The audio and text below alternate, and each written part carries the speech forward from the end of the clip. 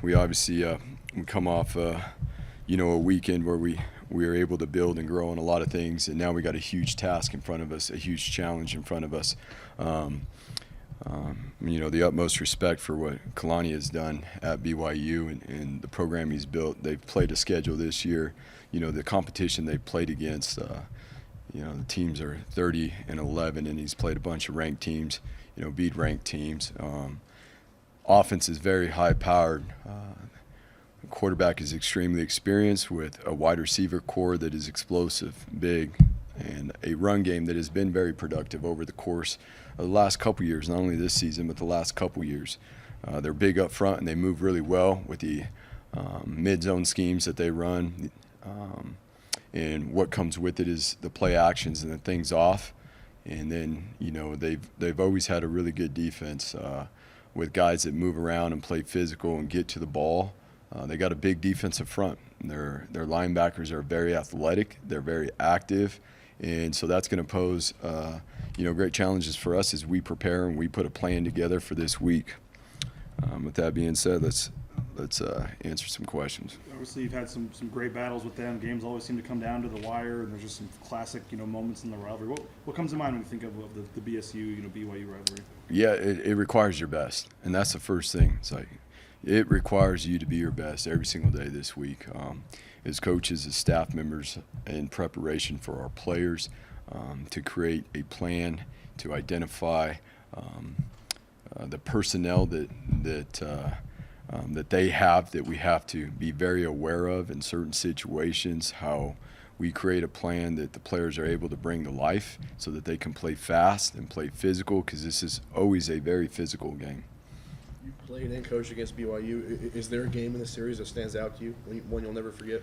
Well, just like we were just talking about, there's been so many tight games. There's been a ton of them.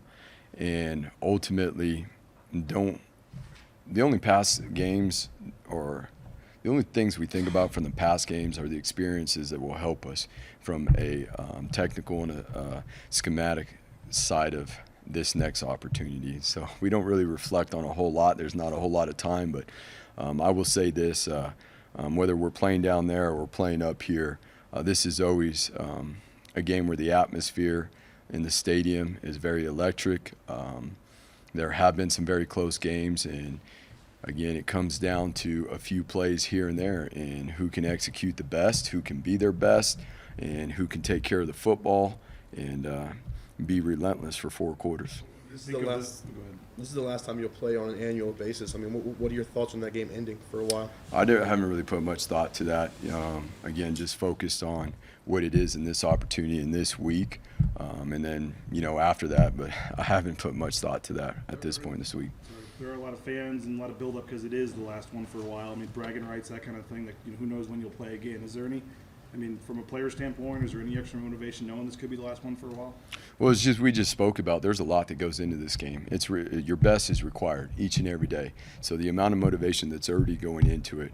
Again, I know there's a hype on this is the last game for a while and all that, but this is the only game this week that matters, and that's all that it is. And again, yes, it's been a series that we've played now, obviously, for a decade, more than a decade, and so, and even before that, we've had series with them. So it is a regional game that has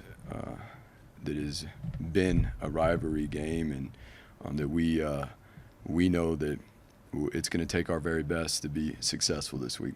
Looking at the challenge this week, Hall, the quarterback for BYU, quite possibly could be the best quarterback you've seen all season. So what kind of a challenge is he to try to corral on defense? Well, number one, he's very accurate. You can see it from his touchdown to interception ratio. He's completing 66%. He is a quarterback that makes all the throws. He makes the throws down the field on the outside, whether they're 9 balls, whether back shoulder, makes the throws over the middle of the field. He makes all the intermediate throws. And what comes with that is his ability to extend the pocket and be able to move and throw on the run as well. And so when you really look at it, he's a complete quarterback from that standpoint. And the wide receivers, again, I mean, it's a talented group, and I know some of those guys have been banged up, but they keep showing up. They got a ton of wide receivers that are very productive. On defense at home this year, you guys have played 8 total second half quarters, 120 minutes. You've allowed 3 points. What is the key to being a good second half team? Like, is there something to that? I'm assuming it's more than just coincidental. Well, you know, it's a combination of a bunch of things. It really starts, again, throughout the course of the week and having an understanding of what is the plan, who are we playing, how do we have to handle certain situations from the standpoint of personnels and formations, and what is the offense, what's the offense's game plan, and then being able to move forward quickly and see the things that our defense is getting and be able to adapt, try to stay out in front of things, prepare the guys on the sideline. When we're on the sideline, I mean, it's as much work as when we're on the field, and that's part of it. And, you know, that doesn't start during the game. That's during the week of practice, and making sure that our guys are prepping at practice that way, and the constant communication in between the reps. When the ones are out there getting their reps and the ones come off the field, it's the constant communication of staying in the flow of practice and building that, because the stamina, the mental, you know, focus that it takes to be able to be on point for 3 hours and 15 minutes, that's the short side. Our games have actually been a little bit longer this year for whatever reason. We have to train to be that.